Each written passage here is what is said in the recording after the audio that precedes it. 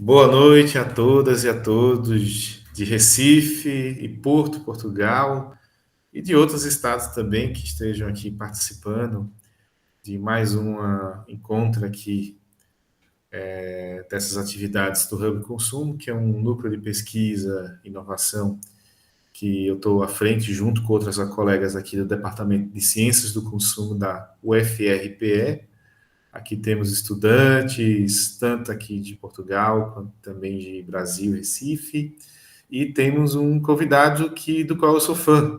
Há cerca de 2 anos atrás, eu conheci o perfil do Samuel Lins, que é sobre psicologia do consumidor, e passei a seguir, até a usar partes dos conteúdos também em algumas aulas, quando tinha alguma coisa que convergia por conta da disciplina de comportamento do consumidor dentro do curso de Ciências do Consumo. Até que me veio o interesse que eu estou realizando algumas atividades dentro dessa disciplina, que é esses encontros de conexões inovadoras e tendências de consumo, que a gente faz visitas técnicas, convida alguns palestrantes presencial ou online, que é o caso aqui do professor Samuel, que vai fazer as devidas apresentações também lá da Universidade do Porto, do Laboratório de Psicologia Social, e vai nos responder uma pergunta que eu acho que muita gente tem Hum. interesse, principalmente de qualquer área, na verdade, não só da acadêmica, como as principais áreas da psicologia estudam o comportamento do consumidor. Professor Samuel, bem-vindo, gratidão novamente. A palavra está com você. Tá, então, olá, Éder, olá, os presentes que estão aqui. Queria primeiro agradecer o convite, né? A gente já tinha falado com o Éder algumas vezes pelo Instagram, então eu sei que a gente fala muito, né, dos perigos das redes sociais e dos vícios e tudo, mas é bom saber que tem um lado positivo das pessoas que a gente conhece, das convergências também. Eu só vou comentar uma coisa, como o Google Meet, eu, quando faço a partilha da minha tela, eu não vejo as pessoas. Então, se alguém depois quiser fazer alguma pergunta, algum comentário, sintam-se à vontade, porque depois eu só consigo ver as telas que estão abertas só quando eu desligo o ecrã. Então, voltando na nossa conversa de hoje, vou tentar responder essa pergunta, né? Como as principais áreas da psicologia estudam o comportamento do consumidor. Mas antes quero falar um pouco de mim, também contar um pouco da minha trajetória, como foi que eu cheguei para estudar essa temática, porque eu acho que é sempre bem interessante e sempre gosto não só de compartilhar, mas também de escutar um pouco da trajetória quando a gente escuta alguém que é de uma determinada área. É, Como vocês podem ver, eu sou professor da Universidade do Porto, mas eu tenho um sotaque nordestino. Então, eu sou paraibano, ok? Paraibano de nascença. Morei a minha vida inteira, fiz o meu curso de psicologia na Universidade Federal da Paraíba. E também eu fiz o meu curso de administração. Eu fiz curso de administração também na UFPB. E, na verdade, o meu interesse pela área do marketing, do comportamento do consumidor, veio das aulas de marketing do curso de administração, que eu achava isso muito interessante. Entretanto, se falava muito pouco de psicologia nas aulas de marketing. Muito pouco, na verdade, assim, para mim falava tudo que eu via nas aulas de comportamento do consumidor tinha a ver com psicologia, mas as teorias que eu aprendia na psicologia às vezes eram pouco faladas. E dentro da área da psicologia, ou das minhas aulas, se falava muito pouco dessa área do comportamento de compra. Então, foi aí que eu tentei, no meu doutorado, que foi aqui na Universidade do Porto, juntar as duas áreas. Então, no doutorado, eu fiz um doutorado em psicologia, onde eu estudei a compra por impulso de adolescentes portugueses e brasileiros. Dentro da psicologia, vamos ter várias áreas, inclusive hoje eu vou tocar em algumas delas, mas a minha área dentro da psicologia é a psicologia social, que estuda a relação dos grupos, né? Como os grupos se interagem, como a gente interage dentro do nosso próprio grupo, de uma maneira bem resumida. Então, dentro da psicologia, minha área é psicologia social, mas a minha área temática é o comportamento de compra. Então, deixo aqui também o meu e-mail para quem quiser entrar em contato e já aproveitando para fazer a divulgação da página, que é o Samuel Lins, apesar de ter o meu nome, mas na verdade é uma página que eu procuro divulgar essa área da psicologia do consumidor, particularmente essa divulgação na língua portuguesa. Então, é uma forma que eu tento encontrar de ter esse diálogo com, digamos, com o mundo fora da academia, porque às vezes a gente tem uma tendência a ficar sempre aqui dentro da universidade Então, é uma página de ter essa interface e já teve bons resultados de conhecer pessoas, de como eu já conheci o Éder. Então, é uma página que realmente tem trazido bom retorno no que diz respeito ao diálogo com outros colegas que estudam áreas semelhantes também. Então, antes de começar, né, propriamente dito, a falar das áreas, eu queria falar o que com vocês, né? A gente vive uma sociedade consumista, e é por isso que, na verdade, se estuda o comportamento de compra. Se o consumismo, o comportamento de compra não fosse algo tão central nas nossas vidas, talvez não fizesse sentido estudá-lo. Então, eu gosto sempre de trazer essa definição mais geral, né, para percebermos o que é o consumismo. Então, vamos nessa, né? O consumismo é um fenômeno socioeconômico fortemente relacionado ao desenvolvimento de sociedades capitalistas. Então, isso que a gente vai perceber é que o consumo em si existe, sempre existiu, mas quando falamos de consumismo, está muito relacionado com as sociedades capitalistas. Quanto mais a sociedade tende a ser mais capitalista, é onde a gente tende a observar mais fortemente esse fenômeno socioeconômico, que é o consumismo.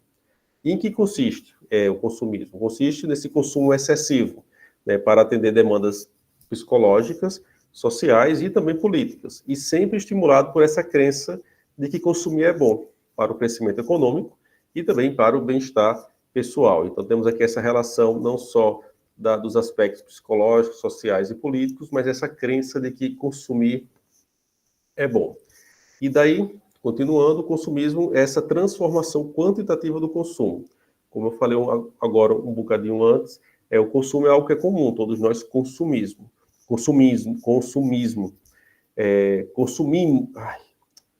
todos nós consumismo. Gente, desculpa, estou confuso, falei a palavra errada, mas enfim. Mas quando a gente fala dessa transformação quantitativa, desse papel central que o consumo ocupa na nossa vida, é quando nós passamos a tratar isso como um fenômeno socioeconômico, não é apenas uma questão de consumo pontual. E todo esse consumo vai assumir esses padrões de baixa parcimônia ou de sobriedade, e vai criar esse conjunto de relações entre indivíduos, produtos e sociedades. Então, quando sempre vai falar de consumo, ou da psicologia do consumidor, é super importante a gente ter em conta esse fenômeno socioeconômico que nós estamos inseridos. E a psicologia do consumidor, né? Se eu fosse trazer uma definição, que definição seria?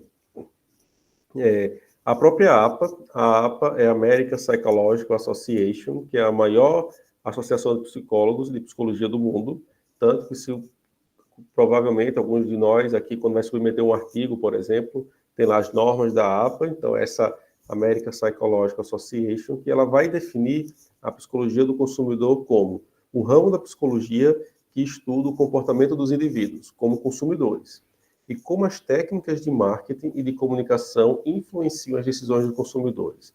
Dentro da APA, vai existir, da American Psychological Association, existem várias divisões, da psicologia da família, da psicologia clínica, psicologia da saúde, psicologia política, e a 23ª área, a área 23 da APA, é a área da psicologia do consumidor. Então, por que eu digo isso? Porque muitas vezes quem não é psicólogo, mas até mesmo nós psicólogos, quem é da psicologia nem sabe que essa é uma área realmente reconhecida dentro da psicologia, não necessariamente uma área que pertence a uma outra ciência como o marketing. Claro que são áreas afins, mas a própria psicologia considera a psicologia do consumidor uma área da psicologia.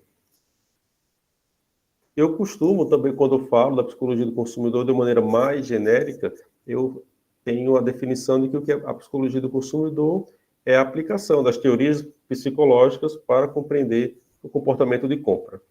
De maneira bem genérica, é aplicar a psicologia e as teorias psicológicas para perceber quais são as motivações, o que leva as pessoas a comprarem, o que leva as pessoas a não comprar também.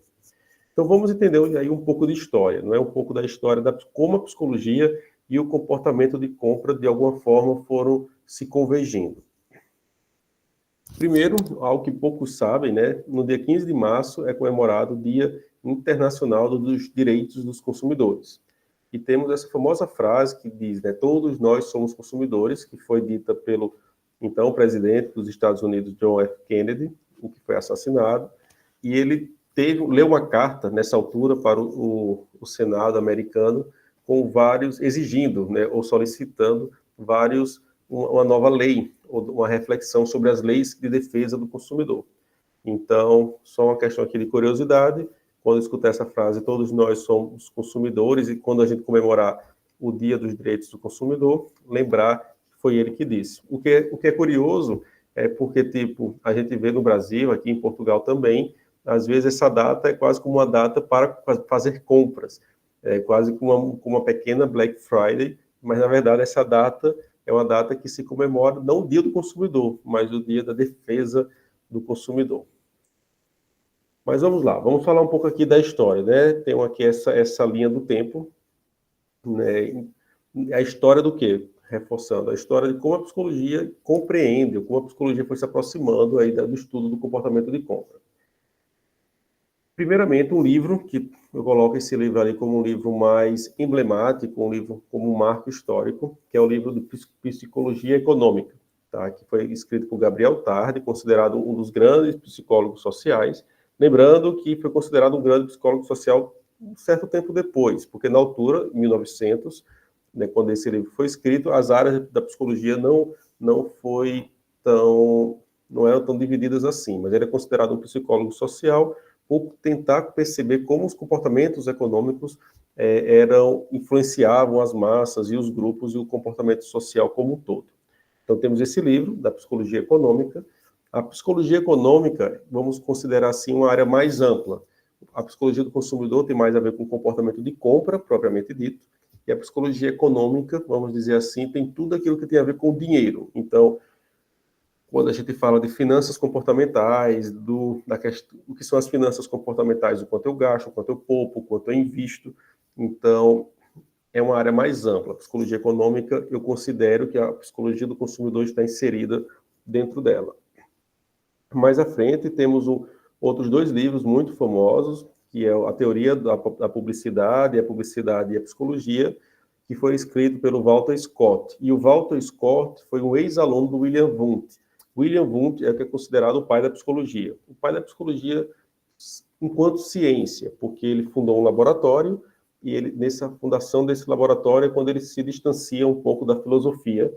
Então, oficialmente a psicologia foi considerado o início da psicologia enquanto ciência pelo William Wundt, e temos aí o ex-aluno dele que já tentava ali aplicar teorias psicológicas do início do século passado e a sua relação com a publicidade.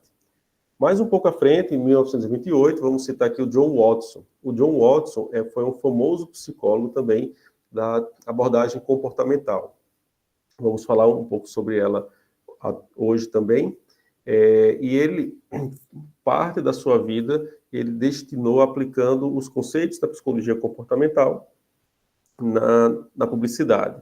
Tanto que ele tem uma fala que é muito famosa dentro da psicologia comportamental, aplicada ao comportamento de compra, que ele dizia que uma publicidade, para ser bem feita, tinha que evocar nos consumidores amor, raiva,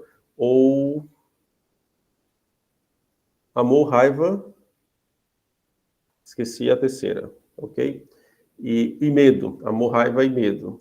Tanto que tem uma publicidade que é muito famosa dele, que ele do talco da Johnson & Johnson, e ele dizia que, nessa publicidade, que as mães que utilizassem o talco da Johnson & Johnson estariam, de alguma maneira, protegendo o seu filho de doenças, não é? Então, claro, talvez hoje em dia esse tipo de publicidade não seria aceita, mas era sempre tentando ali aplicar esses conceitos mais centrais da psicologia comportamental. Ainda ali da mesma época, temos um outro nome, que é o Eduardo Bernays. Ele não é tanto psicólogo, mas ele é muito lembrado mais nas relações públicas, por causa dessa campanha que ele fez, não sei se dá para observar aqui, que é removendo o antigo preconceito, e temos ali um cigarro, e o que foi que ele fez, não é? Daquelas paradas muito famosas que são realizadas nos Estados Unidos, ele convidou, naquela altura, as mulheres não podiam fumar, não era o cigarro era algo mais relacionado com o público masculino, e ele convidou várias mulheres muito bonitas a entrarem numa limusine, claro, pagas, e daquela parada, no meio da parada em Nova York, aquelas mulheres saíram e começaram a fumar, como se fosse Ele chamou de tochas da liberdade, como se o cigarro, na verdade, fosse representar aí a liberdade da mulher, ou seja, ela pode fumar.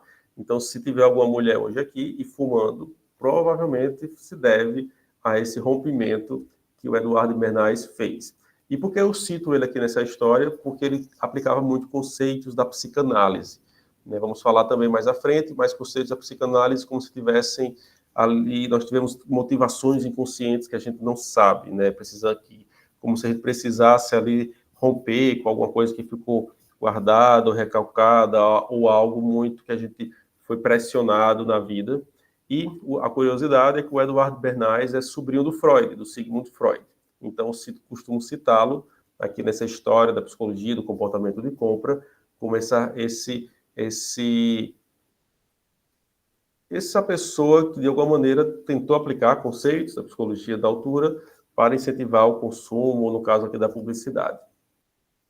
Mais um pouco à frente, temos em 1946 o Ernest Ditcher, que era um psicanalista também europeu, com a Segunda Guerra, foi para os Estados Unidos, onde ele também aplicava conceitos da psicanálise no comportamento para compreender o comportamento do consumidor. E temos esse batom aqui, feminino, mas vou falar dele mais à frente. 1962, aí sim, temos a fundação da 23ª Divisão da APA, da Sociedade de Psicologia do Consumidor.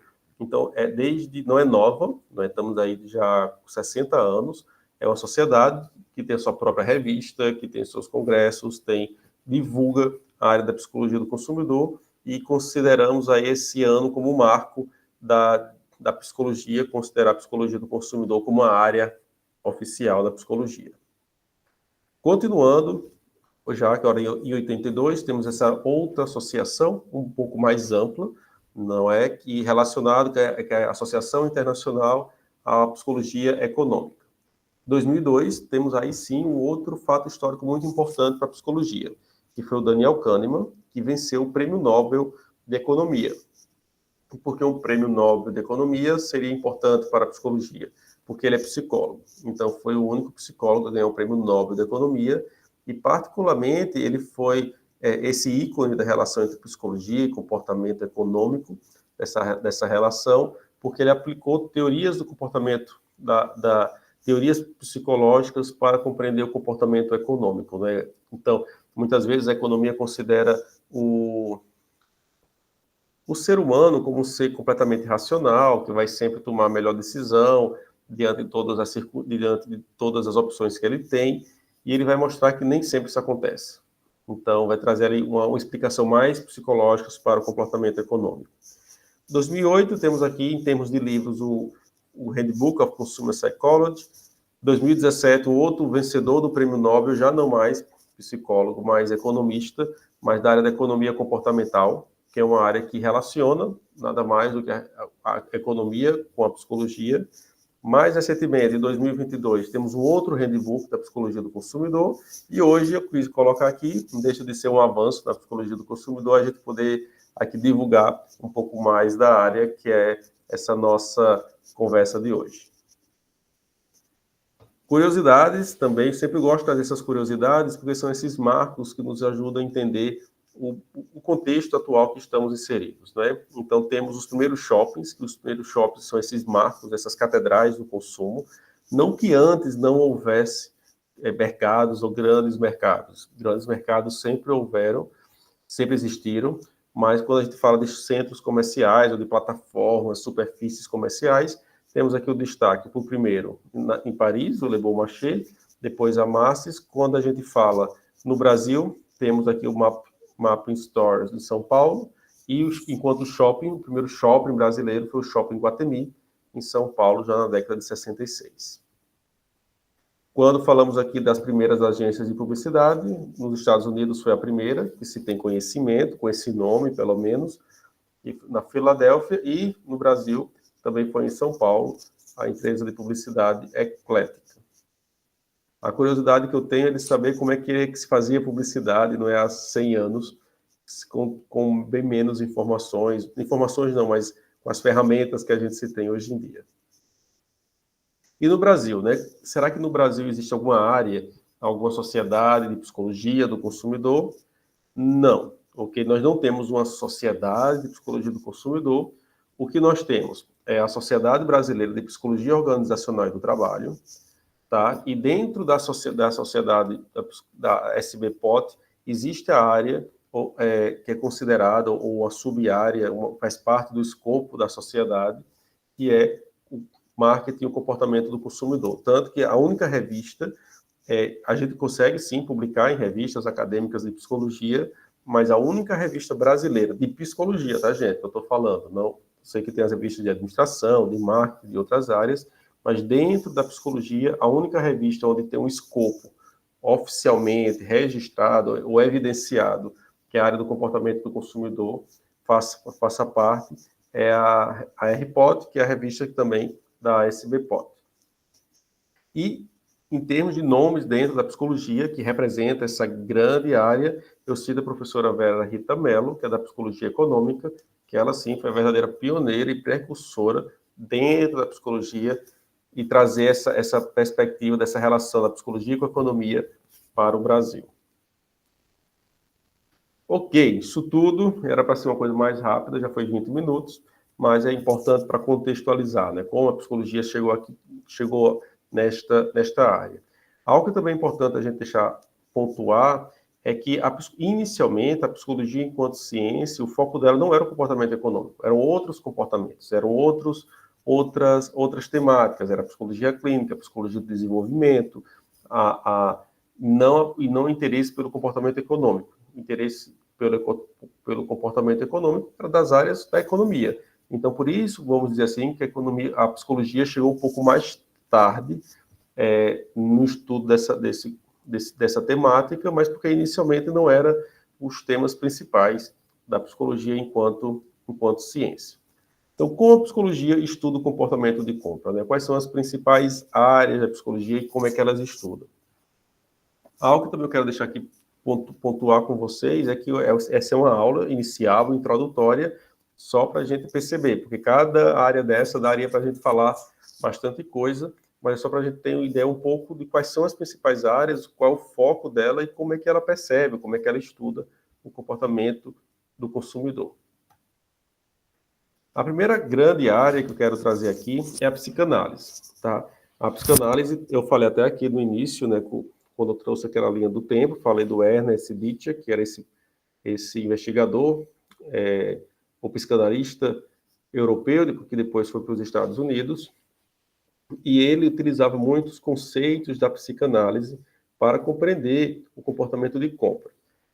Lembrando, gente, de maneira bem resumida, o que a psicanálise vai nos dizer, né? Qual vai ser o grande avanço ou o grande marco da psicanálise, que ela vai focalizar nas nossas motivações inconscientes. É como se a gente não tivesse consciência do nosso comportamento. Eu poderia até verbalizar o porquê eu me comporto de uma determinada maneira, mas inconscientemente talvez eu não esteja tão atento ou não reconheça as verdadeiras motivações. Então, ele acreditava que alguns produtos, o nosso comportamento de compra, muitas vezes era explicado por motivações que a gente não percebia, ou não percebe, ou não reconhecia essas motivações. Por isso que ele dizia que, para entender o consumidor, era necessário conversar bastante com ele, fazer entrevistas em profundidade, quase como... Porque a própria psicanálise também vai falar da importância da gente falar sem pensar, não é? Então, da gente falar sem pensar, fazer associações livres e depois elaborar melhor aquilo que eu falei, sem tanta reflexão. Então, ele dizia que era importante conversar com o consumidor, deixar com que ele falasse sobre aquele produto. E ele aplicava alguns conceitos da psicanálise nesse sentido também. Outra coisa da psicanálise, já falamos das motivações inconscientes, falamos da importância de falar sem pensar, de maneira mais espontânea, e também é muito comum a gente falar, né, que para a psicanálise, às vezes é muito comum ouvir que tudo que é sexo, tudo que é a psicanálise, tudo vê sexo em tudo. De alguma maneira, não é necessariamente ver sexo em tudo, também teríamos que aprofundar, mas de alguma maneira a psicanálise vai trazer o prazer, né, que também pode ser o prazer sexual, como fonte, né, como motivação, como algo que seja central na vida dos indivíduos. Posto isto, talvez tenha alguém aqui que possa ter um desses batons na bolsa, né, batons inicialmente femininos, na bolsa poderia utilizar. Se você tem esse batom na bolsa, possivelmente não, é por causa do Ernest Ditcher. Antes dele, esses batons não eram nesse formato, eram daqueles menores que as pessoas usavam, as mulheres usavam aqueles pincéis. Mas ele percebeu em conversas com as mulheres, em entrevistas em profundidade, que, na verdade, as mulheres, quando se maquiavam, elas não se maquiavam apenas por uma questão de estar bonitas, mas também com a questão de atrair os homens, de ser sensual para os homens também. Então ele teve essa ideia de por que não transformar algo tão feminino num objeto fálico? Exatamente é isso que vocês estão pensando, e que talvez ao usar o batom, ela estaria de alguma maneira simulando ali um sexo oral antes de se encontrar com alguém. Se faz sentido ou não, eu sei que os batons estão hoje até assim nesse formato, e se vocês observarem, tem um homem ali na publicidade, tá? Apesar dele fazer, ele tem vários outros exemplos também de aplicar esses conceitos, a psicanálise na publicidade. Apesar dele fazer isso, mas ele também, durante a sua vida ainda, foi muito criticado por seus métodos não serem muito rigorosos, tá? Então, às vezes, aplicar de alguma maneira não muito rigorosa esses conceitos e para explicar o comportamento do consumidor. Mas algo que é importante, e eu por isso eu gosto de citá-lo, porque hoje em dia é muito comum a gente falar que produtos são símbolos, produtos representam muito mais do que valores utilitários, mas também tem valores hedônicos e simbólicos. Então, quando a gente fala disso, a gente é super importante reconhecer o papel que ele teve em perceber ou em falar de que os produtos ou um produto pode significar muito mais do que apenas a utilidade dele, mas ter símbolos por trás e ter outras representações que às vezes a gente não reconhece a priori. Então temos aqui essa área da psicanálise com essa reflexão do comportamento de compra, e o Ernest Ditcher seria esse ícone, ou esse nome, essa personalidade que simboliza a relação entre a psicanálise, o estudo da psicanálise e o comportamento do consumidor. Depois temos uma outra área da psicologia, que seria, então, a psicologia cognitiva. Enquanto a psicanálise vai focalizar em motivações inconscientes e coisas que a gente não tem muito controle sobre elas, a psicologia cognitiva vai focalizar no nosso cérebro. É como se a gente tivesse uma caixa na cabeça, que a gente tem até a metáfora de como se a gente fosse uma máquina, né? Um computador. Então, recebemos informações, processamos as informações, depois damos o resultado. Temos o input e depois temos o output. Não é? Então, é o foco no que acontece no cérebro, no que acontece nessa nossa caixa preta, que a gente não conhece bem, que é o cérebro, para processar as informações. E por isso que a psicologia cognitiva, no estudo do comportamento do consumidor, é muito próximo aqui das neurociências, né, para entender qual é a atividade cerebral do nosso cérebro, qual é a atividade cerebral que é ativada quando a gente está, por exemplo, diante de uma determinada publicidade, de um determinado cheiro, né? Tem alguns estudos, por exemplo, que utilizam ressonância magnética, entra mesmo ali naquelas, não sei quem já fez aqui ressonância magnética, naquelas máquinas e assiste alguma publicidade para poder perceber o que acontece no cérebro, que áreas são ativadas, não é? Então, tem aqui esse exemplo, né, de efeito de uma determinada publicidade no cérebro, e tem o resultado desse estudo, que é muito curioso, que mostra que pagar estimula as mesmas regiões do cérebro envolvidas no processamento da dor física. Então, muitas vezes a gente tem aquela expressão de que pagar dói, não é? E realmente a área que ativa é a dor física também. Então, tudo que tem a ver com tomada de decisão cerebral, algo cognitivo, algo do raciocínio, de interpretação, a gente relaciona mais fortemente com a psicologia cognitiva. Uma coisa que é importante deixar claro aqui também, eu estou trazendo essas áreas de forma separada, mas essas áreas também elas são interdisciplinares, elas também podem se conectar.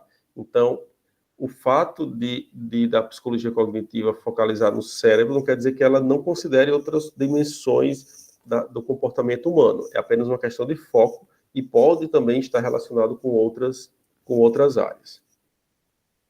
Dentro da psicologia cognitiva, eu destaco uma teoria que é a teoria da Gestalt. Não é? Basicamente, a teoria da Gestalt vai nos falar onde a soma das partes é diferente do todo.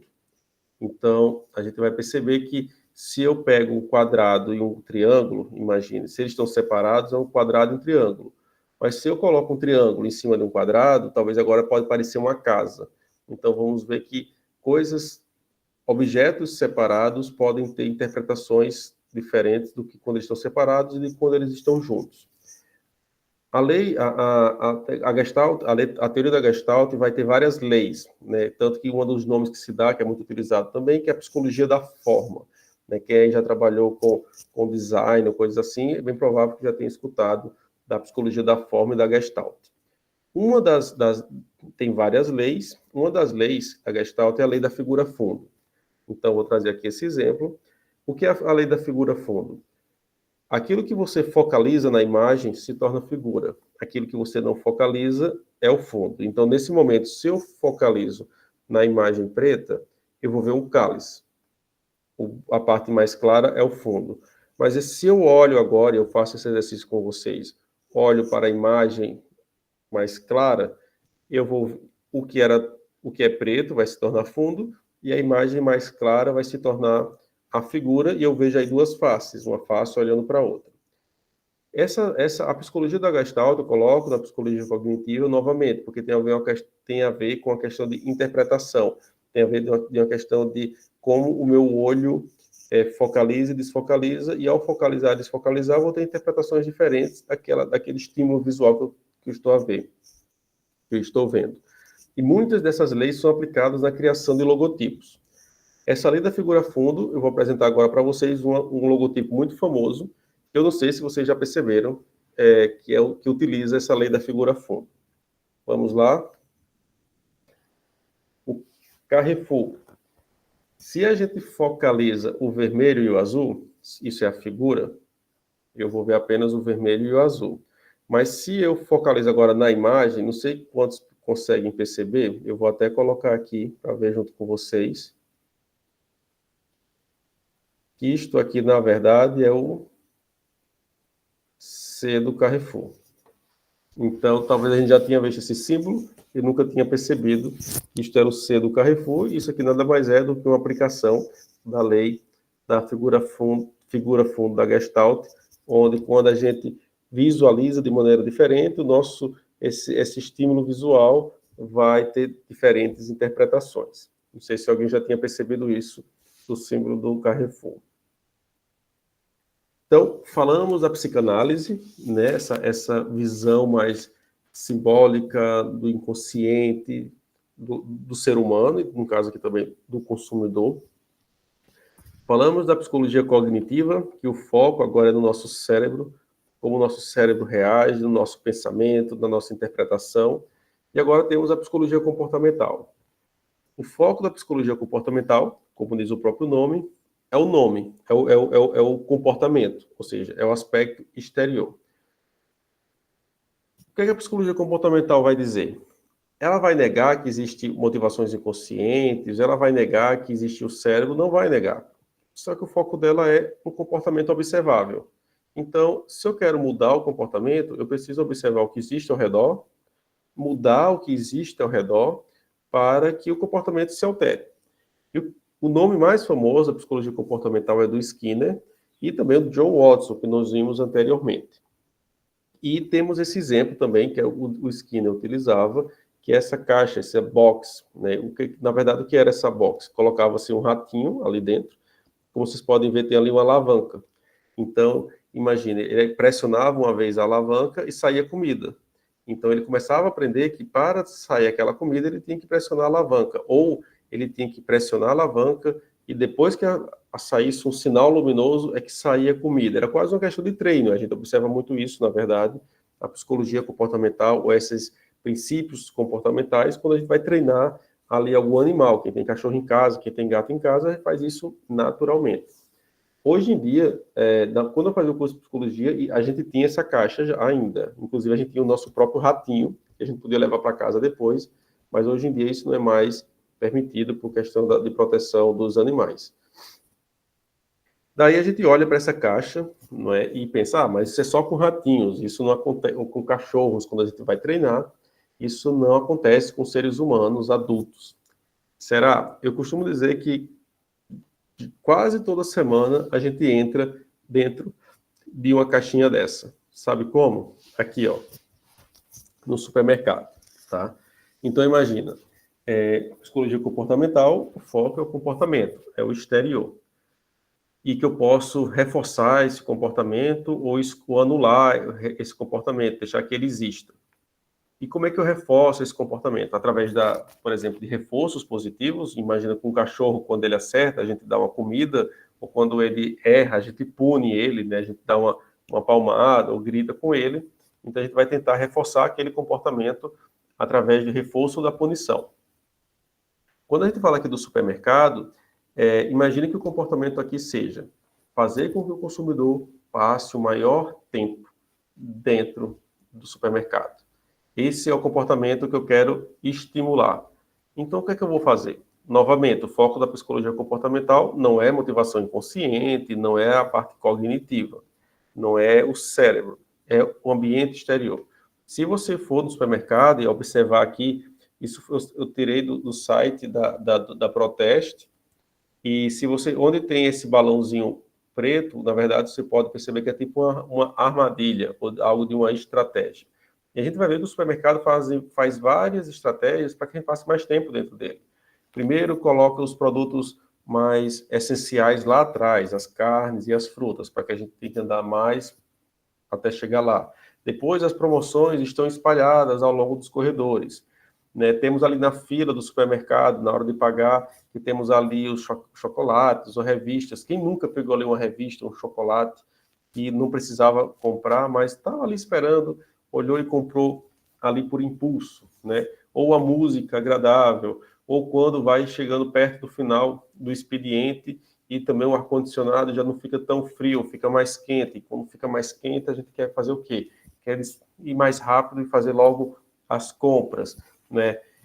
Quem tem crianças, né? O desespero que é para o supermercado com crianças que colocam ali os brinquedos ou coisas de criança na prateleira da parte de baixo para que a criança possa pegar, que na verdade para mim, depois que eu tive filhos, devia colocar aquilo ali em cima, não é? Então, mas a prateleira que está ali na nossa visão, os produtos, as marcas pagam mais caro para ter os produtos ali na nossa visão.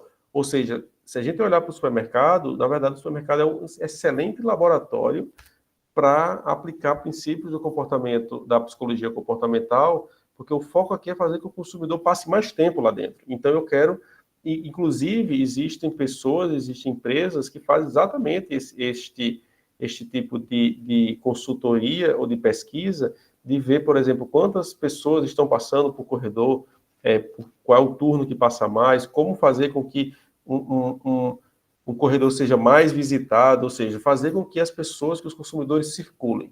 Né? E fazer isso como? Mudando as coisas de lugar, fazendo com que a entrada seja apenas de um lado e não do outro. Então, mudando o ambiente.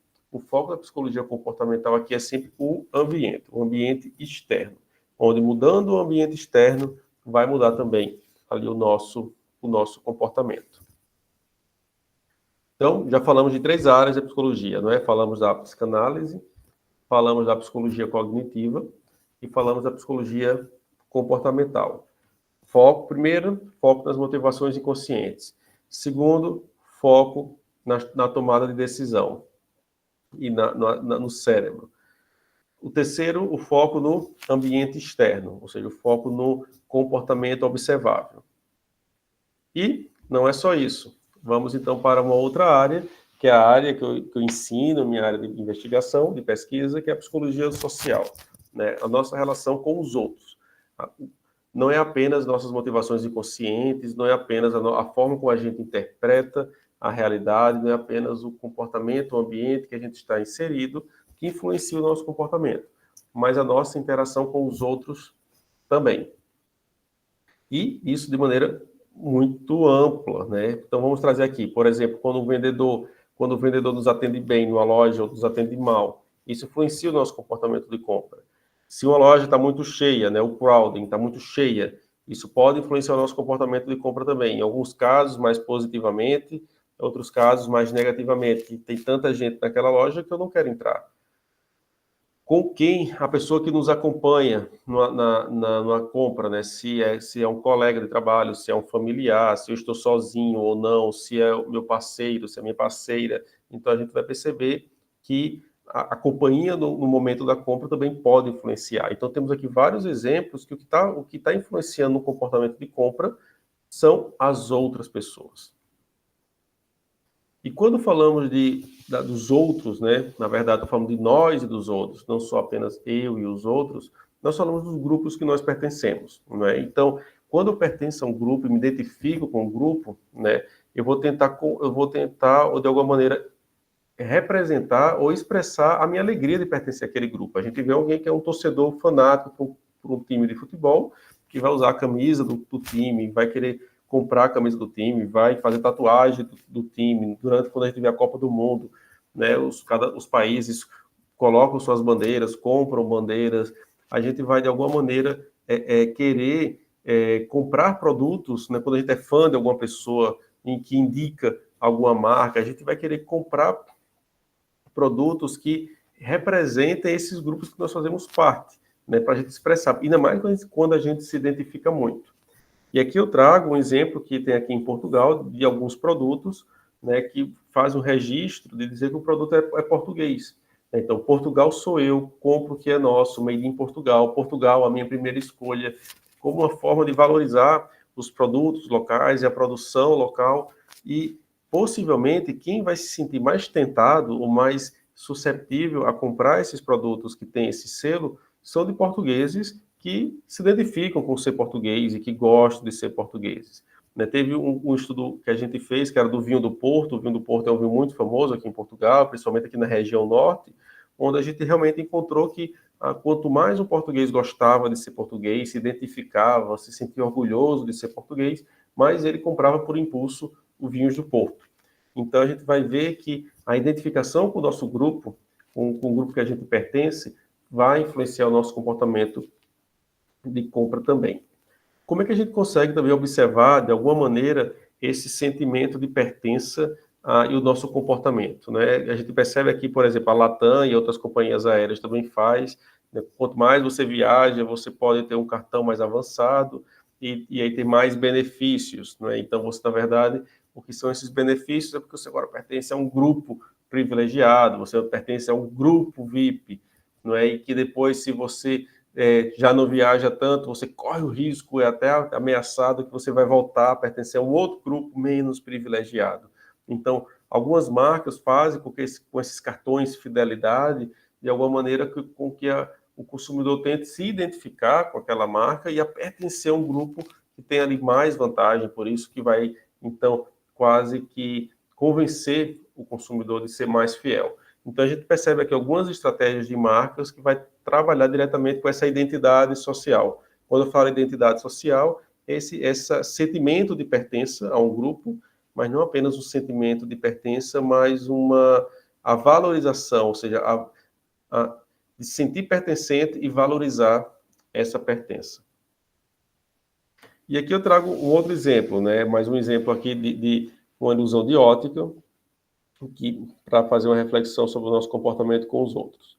Nós temos aqui dois círculos laranja, de um lado temos um círculo laranja com círculos maiores ao redor, e do outro lado temos outro círculo laranja com círculos pequenos ao redor.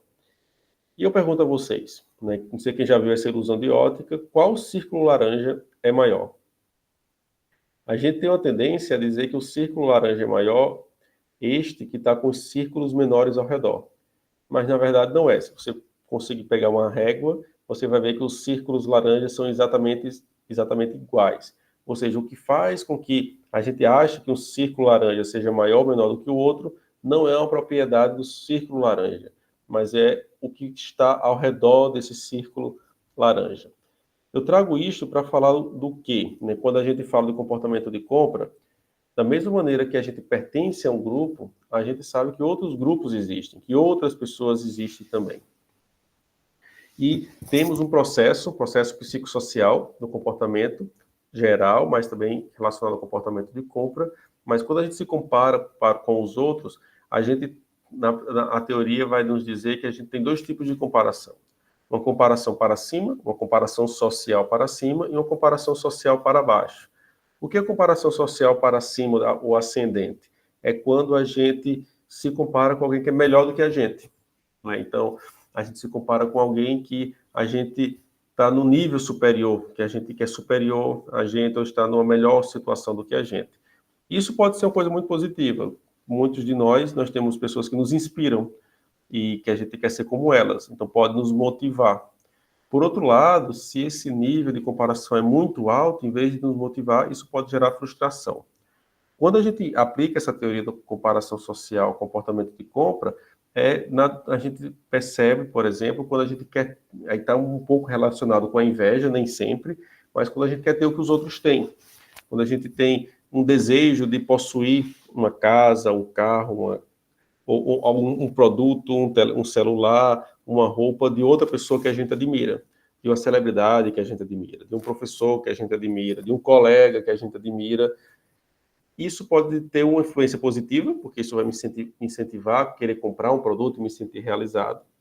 Claro, se as motivações, pode ter outras motivações por trás também, não tão boas, mas também pode trazer uma frustração.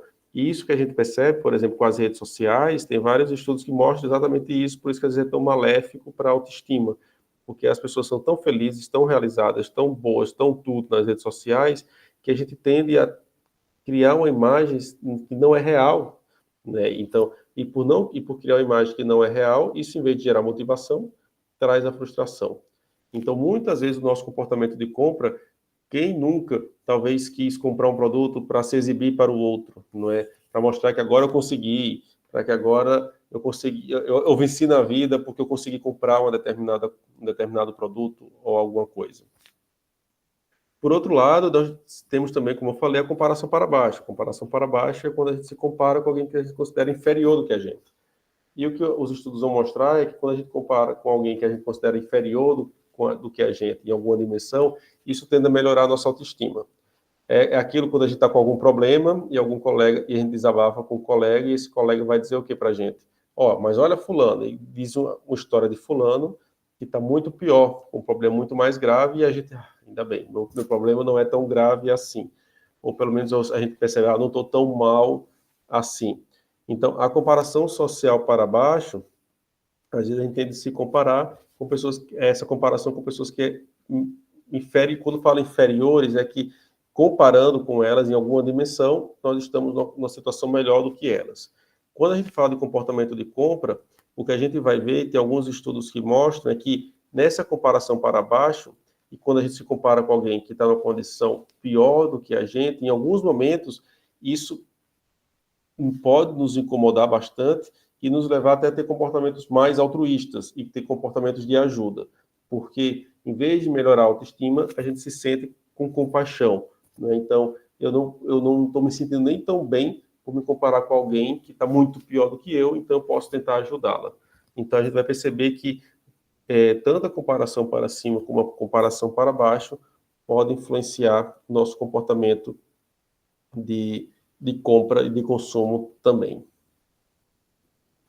E aqui eu trago uma tirinha que vai relacionar um pouco essa identidade, esse sentimento de pertença e a comparação social. Então veja aqui comigo, né? No primeiro quadro tem um rapaz ali um boneco com um quadrado, um círculo e um triângulo. Depois o quadrado se transforma num círculo, o triângulo também, e quem era o círculo agora não tem mais graça, porque agora todos estão iguais. E coloca ali um chapéu e uma gravata. Essa tirinha, para mim, eu acho muito simbólica, porque mostra bastante como o comportamento social influencia o nosso comportamento. A gente vai perceber que, se por um lado a gente gosta de pertencer a um grupo, de ser semelhante, de se sentir aceito, mas a gente não quer se sentir aceito e ser tão semelhante ao ponto de ser igual. Né? A gente quer se sentir semelhante, se sentir aceito pelo que eu sou, fazer parte de um grupo, mas eu não quero ser parte de um grupo que é todo mundo igual. Eu quero buscar uma certa distinção desse grupo. E para ter essa distinção, eu vou me comparar, vou ver o que o outro tem, o que o outro não tem, para eu conseguir me distinguir. Sendo que eu não quero me distinguir ao ponto de ser excluído do grupo. Eu quero encontrar um ponto ótimo entre o sentimento de pertença, de semelhança, e, ao mesmo tempo, um ponto ótimo de distinção. Eu não quero ser tão semelhante ao ponto de ser igual e também não quero ser tão diferente ao ponto de ser excluído, ou de nem parecer que faz parte daquele grupo que eu tanto valorizo. Então, a gente percebe aqui como as relações sociais influenciam o nosso comportamento como um todo, e é um exemplo, e também no comportamento de compra. No caso do comportamento de compra, a gente observa muito isso nos adolescentes. Então, por exemplo, os adolescentes vão querer comprar um tênis de uma determinada marca, que é aquela marca que é reconhecida do grupo, mas cada um vai querer ter o seu tênis da sua cor, o tênis que é só dele, o tênis que vai caracterizá-lo. Ou seja, é um tênis que todos aceitam, mas é um tênis que é só meu. Ou quando alguém vai comprar um carro e quer comprar um carro que todos estão comprando no momento, mas de alguma maneira vai colocar algum detalhe que vai se distinguir dos outros. Então, esse sentimento de pertença, esse sentimento de diferenciação, a gente vai... E esse sentimento vai ser uma consequência das nossas relações sociais, não é? A gente percebe como isso influencia o nosso comportamento como um todo, mas também o nosso comportamento de compra. E o nome disso tem uma teoria da psicologia social que se chama a teoria da distintividade ótima. A distintividade ótima porque é esse sentimento esse ponto ótimo de distinção entre encontrar-se, ser semelhante e, ao mesmo tempo, ser distinto. E aqui, já para finalizar, geralmente eu recebo alguns alunos perguntam, professor, que livro eu preciso ler? O que é que você sugere? Então, eu costumo indicar esses 4 livros, tá? E nessa ordem, né? Como psicólogo social, eu acho super importante a gente entender primeiro o contexto social onde a gente está inserido. Então, existe esse livro curto, que é da Sociedade de Consumo, da Lívia Barbosa, excelente, um livro curto, introdutório, mas que mostra bastante essa sociedade que a gente vivencia. Depois, recomendo o livro da Cultura do Consumo, da Slade Fontenelle, excelente. Vai ter já essa visão mais do consumo, da cultura, mas também já antecipa algumas variáveis psicológicas. Depois, o livro A Psicologia do Dinheiro, apesar de ter esse nome, mas é um livro que vai falar muito de teorias psicológicas aplicadas a perceber o comportamento do consumidor e o comportamento econômico como um todo. Esses 3 livros são livros mais... O primeiro é um livro bem pequeno mesmo, livro de bolso, os 2 já são livros normais, e por fim, o comportamento do consumidor, do Solomon, isso aí já é um manual, que é um manual ali muito grande, quem quer realmente explorar e se aprofundar.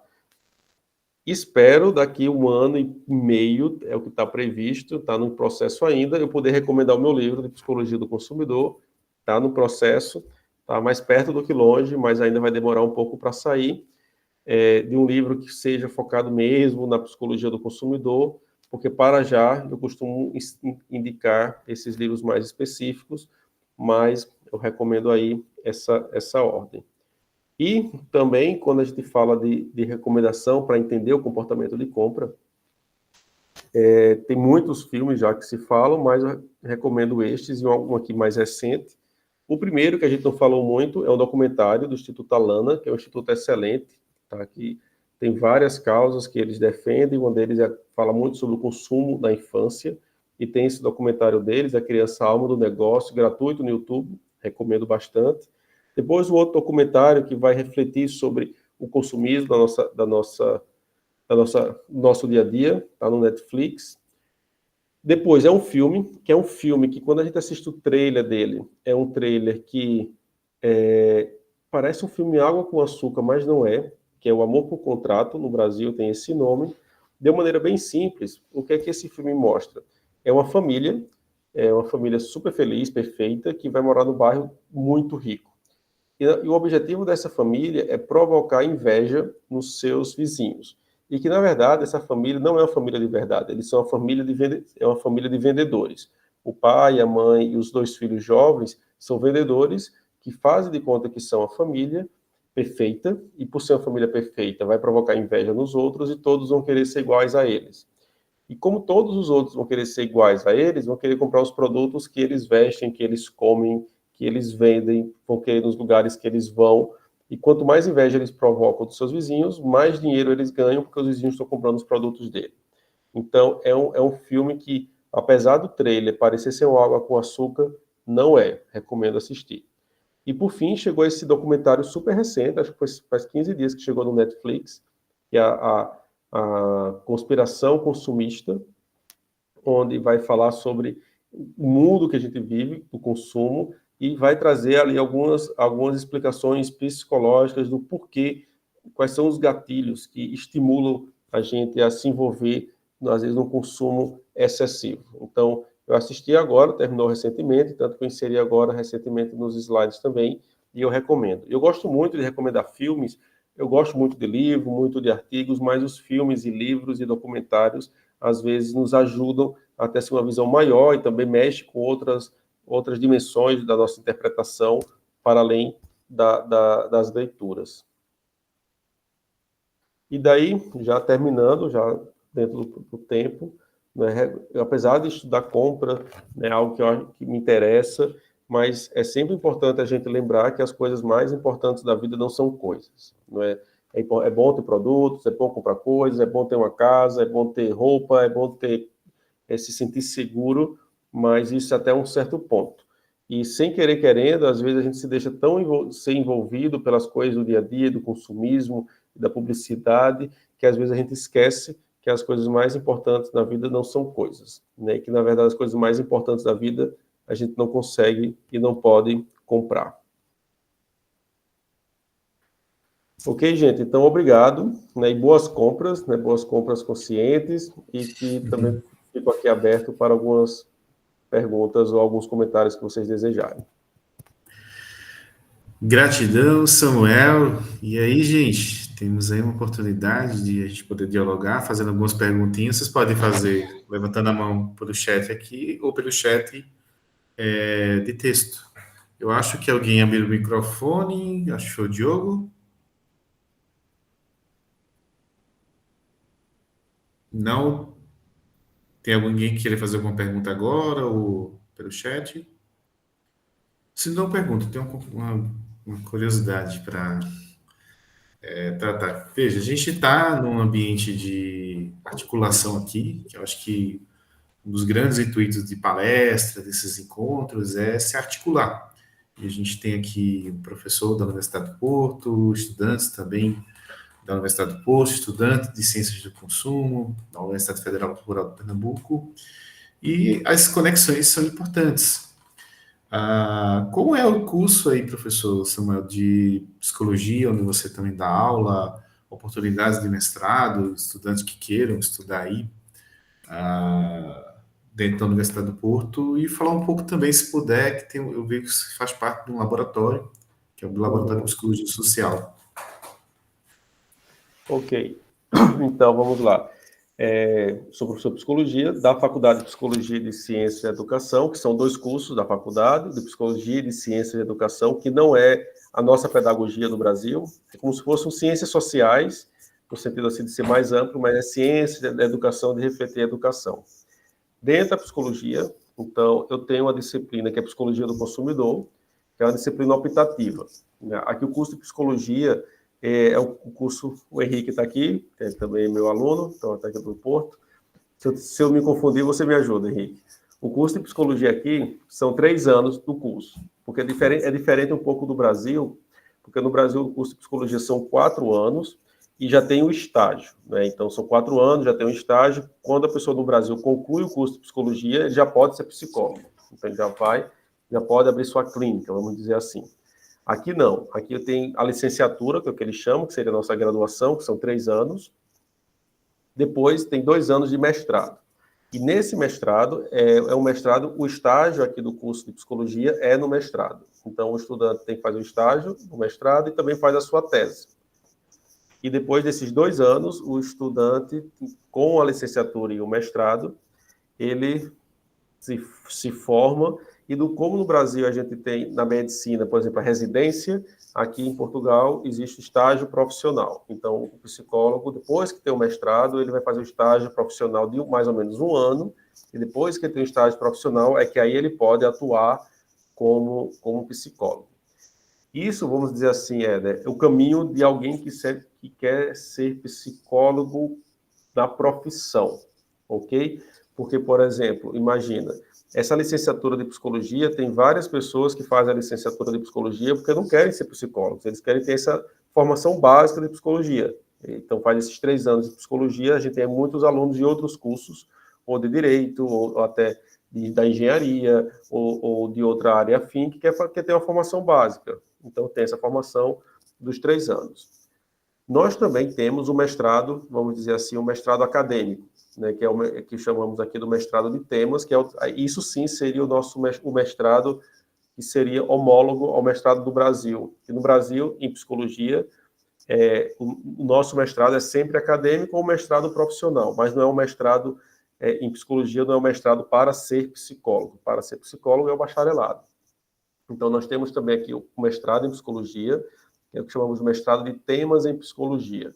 Por que o mestrado em temas em psicologia? Porque todos os anos podem ter temas que podem abrir ou não. Vai depender dos professores que naquele ano vão oferecer vagas de estágio ou não. Então, o mestrado em temas é um mestrado mais genérico, vamos dizer assim, e que os temas dos professores que estão vinculados naquele ano podem se alterar. Atualmente, eu sou professor tanto da licenciatura, da disciplina de Psicologia Social e de Métodos, e também tem essa disciplina Psicologia do Consumidor, que é do 3º ano do curso de Psicologia. Entretanto, apesar de ser Psicologia, existem algumas vagas para estudantes de outros cursos também. E também a gente recebe vários alunos internacionais de intercâmbio, que costumam, às vezes, já receber na disciplina. E sou professor do mestrado, vamos dizer assim, esse mestrado para ser psicólogo, para a atuação do psicólogo na área e também de temas na área de psicologia social. Então, tenho 2 disciplinas, que é representações sociais, e a disciplina que é de processos de influência social, que é onde eu trabalho essas questões mais relacionadas, são teorias mais relacionadas com o comportamento do consumidor. Então, falo de persuasão, falo de influência maioritária, da influência dos grupos. Então, tudo que diz respeito à influência social é nessa disciplina. Não sei se eu estou sendo prolixo ou se está conseguindo para entender ali essa distinção. Não, tá ótimo, porque essas coisas que às vezes a gente tem as distinções, obviamente, Uhum. nos ingressos dos mestrados em alguns países, e é bom a gente ter alguns caminhos, porque às vezes as pessoas se inibem, né? Não, mas aí deve ser mais difícil, deve ter outros caminhos que eu não consigo, e às vezes tem possibilidades, articulações, momentos como esse que esclarecem e estimulam, que é o que eu sempre tento Sim, fazer sim, sim. com os A Universidade do estudantes. Porto recebe muitos estudantes internacionais, inclusive o Henrique é brasileiro, e mora aqui no Porto também, então existem muitos estudantes internacionais, tanto internacionais, que eu digo, daqui da Europa, mas tem uma comunidade brasileira estudantil muito, muito grande aqui, tanto no sentido de vir fazer o curso, como também de mobilidade acadêmica, né, que vem fazer um semestre ou um ano. Isso aqui é muito comum, é muito comum ter estudantes brasileiros. No laboratório de psicologia social, então, na verdade, o que é o laboratório é uma sala de estudos grande que nós temos, onde se reúne lá. Então, como aí é muito semelhante como no Brasil mesmo, os estudantes de doutoramento, de pós-doc, de mestrado, de iniciação e investigação, onde a gente se reúne para fazer estudos, seminários, e também temos ali temos chamamos de cubículos. Então, imagina, porque às vezes a gente quer fazer algum estudo e a gente precisa que a pessoa se concentre para responder o questionário, responder o computador. Então, temos 4 cubículos onde as pessoas podem entrar e responder em silêncio.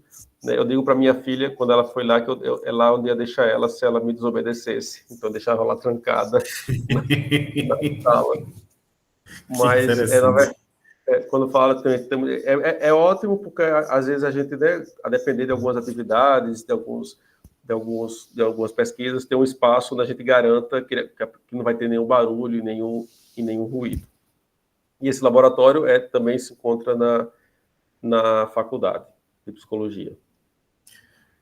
Interessante esse processo que vocês montam, esses cubículos. Eu estava, tipo, por um momento, pensando que aquela questão se eram, como é que chama? Que às vezes tem uns totens que às vezes as pessoas deixam para responder nos lugares, mas nesse caso específico, vocês precisam do silêncio total para que a pessoa possa responder. Sim, sim, porque, por exemplo, tem algumas atividades no computador, imagina que é tipo esse laboratório, pronto. Então, nesse laboratório nós temos 4 professores atualmente, 4 professores assim, sem considerar os pesquisadores, pós-doc, somos 4. Então, imagina, tem a professora Isabel, que é a minha colega, e ela já faz alguns estudos que envolvem um pouco de gamificação. Então, onde a pessoa precisa mesmo ter uma concentração maior ali no computador para tomar a decisão. Então, esse currículo termina funcionando muito bem, porque é a pessoa sozinha, então não tem ruído e pode responder ali sem nenhuma interferência. E como é que as pessoas são estimuladas a irem responder? Porque, às vezes, não é provavelmente um tipo de resposta de um questionário mais simples. Deve ser um processo bastante longo para a pessoa estar lá. Sim, Como é que vocês conseguem atrair? tá gravando, né? Não posso falar, não. Eita. Ah, Tô tá. brincando, tô Então, brincando, tô pode. brincando. Tô brincando. A gente obriga as pessoas a irem, né? Tortura. Não, enfim, como é que é essa. Não, tô brincando, pode deixar gravado. Mas como é que funciona, né? Primeiro, tem às vezes a maneira mais tradicional, que é mesmo ser voluntário, então a gente coloca lá um aviso, quem quiser participar, se inscreve. Né? A gente também tem a opção. Aqui no Brasil não é possível isso, mas aqui em Portugal é permitido a gente dar um voucher, às vezes de 5 euros ou de 10 euros para quem participa. Ou quando o recurso está pouco, a gente pode fazer sorteios. Então, a gente tem ali um voucher de 10 euros e de todos que participaram, no final a gente faz o sorteio com os participantes. Né? Então, é possível fazer isso aqui. Outra maneira, às vezes, a gente convida, aí entra o apelo da persuasão, da capacidade de convencer os estudantes de participar, mas algumas disciplinas a gente faz parte da avaliação da disciplina, principalmente as disciplinas de método, faz parte da avaliação o estudante participar do estudo do laboratório. Então, se ele participa, ele ganha um valor, e imagina, a gente, se ele não participa, ele não ganha, mas ele tem que participar, se ele quiser. E, claro, em termos éticos, ele, na hora que vai escolher, ele pode participar, porque a gente quer que ele participe, ele pode optar por não dar os dados para o estudo.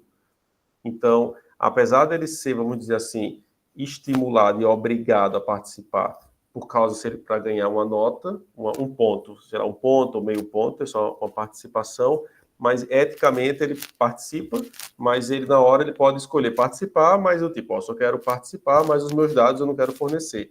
Então isso também é possível. Então, de uma forma geral, convencendo ou dando vouchers por participação, ou para conseguir algum ponto na, na, na disciplina. A gente tem alguma coisa parecida para. Aqui no curso de Ciências do Consumo, ele é mais eclético. Então, tem outras áreas também que não são apenas das ciências humanas ou ciências sociais aplicadas. Tem a parte de ciência e tecnologia dos alimentos e a parte do vestuário, têxtil, moda. Inclusive, a gente tem alguns laboratórios nessas áreas, e tem um deles que, por exemplo, é de análise sensorial. Aí, Top. focado muito na questão de comida. Aí, de vez em Uhum. quando, tem algum tipo de experimento. Teve recentemente, não no laboratório, mas foi em outra sala, que foi com kombucha. Não sei se vocês conhecem Sim, sim, essa sim. bebida deliciosa. Inclusive, a minha colega, que é diretora do departamento, criou uma kombucha que, inclusive, tem alga. Então, ela é mais do Ai, que que delícia. só pré-biótica e probiótica.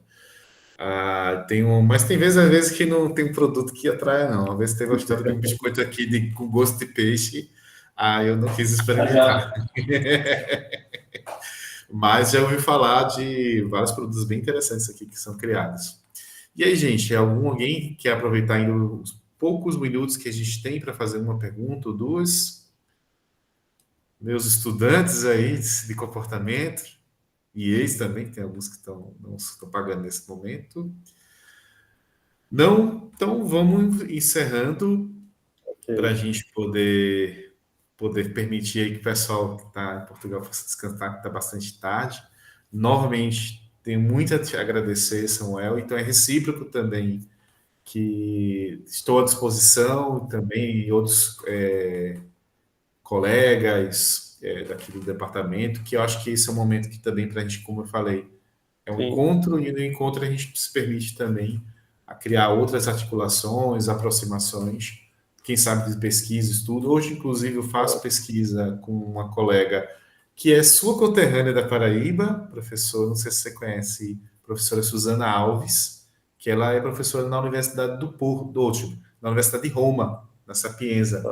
E ela trabalha com psicologia também, só que Não psicologia conheço. ambiental. Conhece? Uhum. Não, Pronto. Então, não? Ah, então. não, não. Vamos tentar fazer essas aproximações aí que, inclusive, ela até teve em Portugal, em Lisboa, recentemente, num evento na área de psicologia ambiental, de ambiências. Aí depois a gente pode depois Não, fazer essas aproximações. Então, quer falar mais alguma coisa?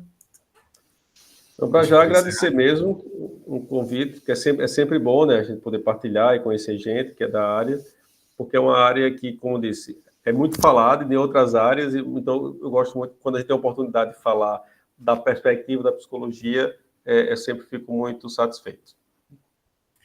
Pronto, gratidão novamente. Gente, vou encerrando a gravação agora.